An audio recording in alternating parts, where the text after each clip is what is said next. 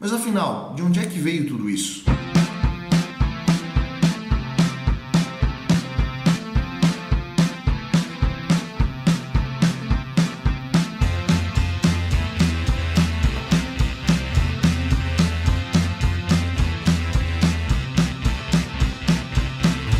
E na videoaula de hoje vamos falar sobre um princípio chamado de cosmogonia. Cara, cosmogonia é uma parte das mitologias, tá?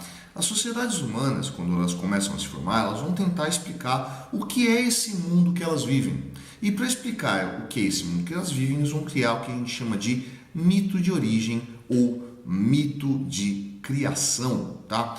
O que eram essas histórias?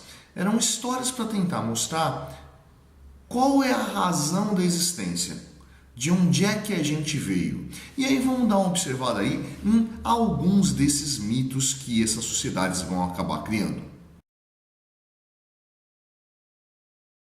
Vamos começando pela mitologia chinesa. Bom, segundo a mitologia chinesa, todo o universo, toda a matéria que existe no universo estava concentrada dentro de um enorme ovo preto.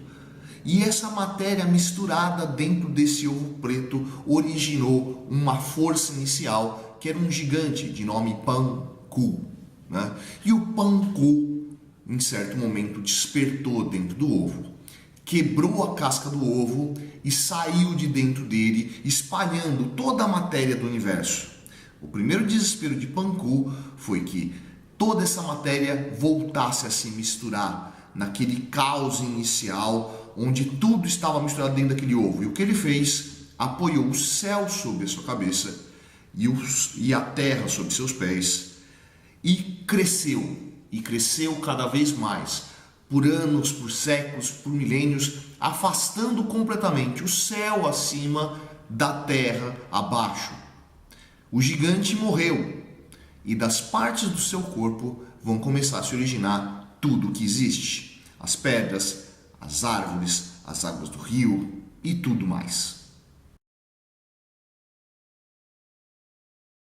Um mito semelhante ao chinês é o mito nórdico, que fala que no início existia Ginnungagap, um grande vazio, um espaço sem nada, cercado por dois mundos. De um lado, Niflheim, um mundo de frio, de névoas, de gelo, e do outro lado, Muspelheim, um mundo de fogo, ardente. Quando esses dois mundos se aproximaram, geraram um vapor gigantesco em Ginnungagap, e desse vapor gigantesco um enorme bloco de gelo, do qual se derreteu e se formou a partir dele Ymir, o primeiro gigante. Do corpo de Ymir começaram a brotar de seu suor os primeiros gigantes. Após a morte de Ymir, com o seu corpo se fez tudo o que existe no universo. O seu crânio formou a abóbada celeste, dos seus pelos nasceram as plantas, do seu sangue nasceram os rios e assim por diante. Na mitologia grega, o início era o caos. O início era essa mistura de tudo, sem ordem, sem lógica. E dessa mistura brotam as forças iniciais. Gaia, mais importante de todas, uma deusa mãe, uma deusa da fertilidade que gera a vida. Gaia, a própria terra. Eros, que tem uma mistura aí dentro da sua origem, né? Posteriormente surgem outros mitos que vão falar de Eros como filho de Afrodite com Ares, né? Mas Eros aparece já nessa cosmologia como uma das forças primordiais, a atração sexual, o sentimento de proximidade, o desejo. Também vem o Tártaro, o profundo, o escuro, o vazio, né? E Érebo, a escuridão inicial. Percebe que o que nasce do caos é algo extremamente caótico, é algo extremamente confuso, né? Não existe uma ordem para isso. Mas de Gaia, né, a mais pacífica de todas essas forças, brota o primeiro grande ser, que é Urano. Brota de Gaia sem intervenção de nenhuma outra força masculina. Brota Urano, Urano que é o céu. Gaia, a Terra, e Urano, o céu, vão se unir e dessa união começam a surgir os primeiros seres que vai dar origem ao universo. Os egípcios, por sua vez, têm uma ideia de uma origem quase que espontânea. Para eles, na origem também existia um caos chamado de Num, que era o caos das águas. E desse caos das águas brota ali a primeira porção de terra, Bem Bem, né? Dessa primeira porção de terra seca que separa a terra das águas, nasce o primeiro deus, Atum. E de Atum vai começar a aparecer os novos deuses. Como é que aparecem esses novos deuses? Esse Deus, nascido dessa confusão, emergido de dentro das águas, nesse monte inicial, ele começa a tossir. E quando ele tosse, sai de dentro dele os deuses primordiais, que vão representar o céu, o vento e essas forças de origem. Para os astecas, a origem de tudo é uma noite escura, vazia, sem nada. Só existiam os deuses. E os deuses resolveram formar o mundo. E eles se reuniram e vão decidir que é necessário criar o universo. Para criar o universo, eles descobrem que é necessário um sacrifício. Um dos deuses deve ser sacrificado. Eles olham para si e decidem qual dos deuses vai ser o sacrificado. E o escolhido é um deus chamado Tecuktitlan. Esse Tecuktitlan deveria ser lançado ao fogo. Ele para diante do fogo e desiste.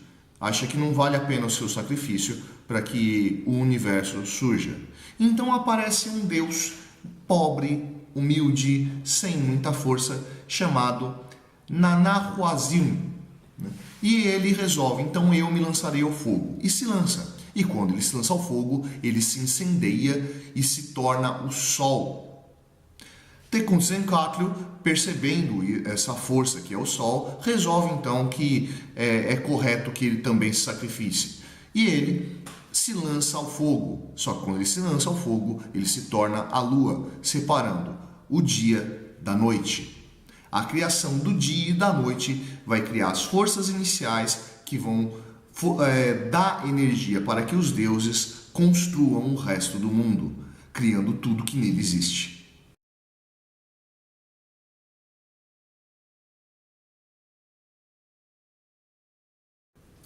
No mito cristão de origem do universo, também existia o caos. Também existia o vazio, e sobre as águas pairava o Espírito de Deus. E esse Espírito de Deus, onipotente, superpoderoso, um único Deus, resolve botar o mundo em ordem. Em 7 dias ele vai ordenando. De um lado dia, do outro lado noite. Cria um sol, cria uma lua, separa a água da terra, cria os animais e por aí vai, construindo o mundo conforme um pensamento racional. Paramos aqui para ver uma série de mitos de origem. Percebe que todos esses mitos de origem têm uma lógica semelhante, apesar de a gente estar falando aí de uma série de povos diferentes, muitos deles que não estabeleceram contato entre si. Né? Quando você olhar, por exemplo, para os astecas e para os chineses, né? Até quando você para lá para falar de Grécia, Egito, existiu ali um contato entre eles. Mas esses povos estão separados entre si, ainda mais quando se formam esses mitos de origem. Cara, o que leva esses povos a criarem mitos que têm um elemento comum? E qual é esse elemento comum? A racionalização. Aparentemente, o ser humano formou, né, a partir, sei lá, da sua própria biologia, daquilo que torna ele humano, né, uma construção mental do mundo que se preocupa em ordená-lo. Se você observar o mundo cruelmente, você consegue perceber que o mundo, na verdade, é caótico. O mundo não tem uma ordem racional. A racionalidade do mundo é colocada pelo ser humano. Lógico que essa racionalização do mundo vai fazer muito mais sentido através da filosofia. No entanto, as religiões vão ter essa preocupação em entender esse funcionamento do mundo. Eu não posso sobreviver num mundo caótico, eu não posso sobreviver num mundo sem ordem, porque eu sou frágil e a vida é importante. Então, justamente por isso, eu tenho que entender qual é o funcionamento do mundo para que eu possa sobreviver dentro dele e estabelecer, assim, um mundo racional. E aí, curtiu a aula de hoje? Se curtiu, vai lá embaixo não curtir. Não curtiu, vai lá embaixo não discutir. Essa é a Prancheta do Cetone, eu sou o professor Fábio. E você, meu amigo? Você deveria estar estudando. Yeah, yeah.